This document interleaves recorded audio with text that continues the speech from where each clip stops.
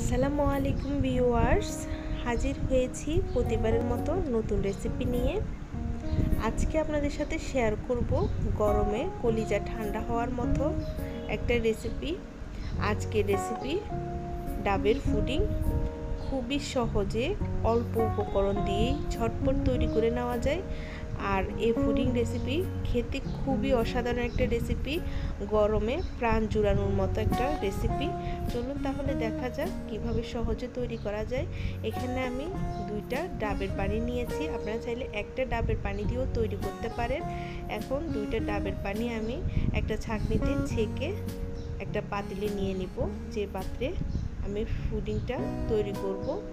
এখন এখানে বড় চামচের 1 চামচ চিনি দিয়ে দিব, দিয়ে ভালোভাবে নেড়ে এটাকে মিশিয়ে নিব। এরপর দিয়ে দিব 2 চামচ আগার আগার পাউডার। এখানে আমি 2 কাপ পানির জন্য, 2টা ডাবের পানির জন্য এখানে আগার আগার পাউডার 2 চামচ দিয়ে ভালোভাবে মিশিয়ে নিয়েছি। এরপর এটাকে চুলায় হাই হিটে বলক আসা পর্যন্ত অপেক্ষা করব। এটা হতে বেশি অনেকক্ষণ সময় লাগে না। আমরা যেভাবে গরম পানি তৈরি করে থাকি ঠিক ওরকমই যখন বলক আসবে 1 থেকে 2 বার বা 2 থেকে 3 বার বলক আসার সাথে সাথে একটু নেড়ে চেড়ে দিব।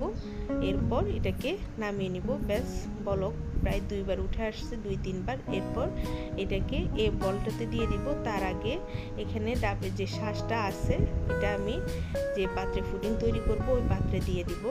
আপনারা চাইলে আরও বড় ডাব নিতে পারেন। আমার এখানে আমি 2টা ছোট ডাব নিয়েছি, যার কারণে যে শাঁসটা থাকে ওটা অনেক পাতলা। বড় ডাব নিলে আরও মোটা মোটা শাঁস থাকবে।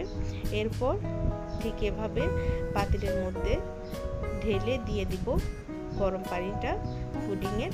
এরপর এখানে আমার পুডিংয়ের যেহেতু 2টা ডাবের, ওই জন্য আমি 2টা পাত্রে নিয়েছি। একটা পাত্রে বেশি হয়ে যাচ্ছিল, ওই জন্য 2টা পাত্রে ঢেলে নিয়েছি।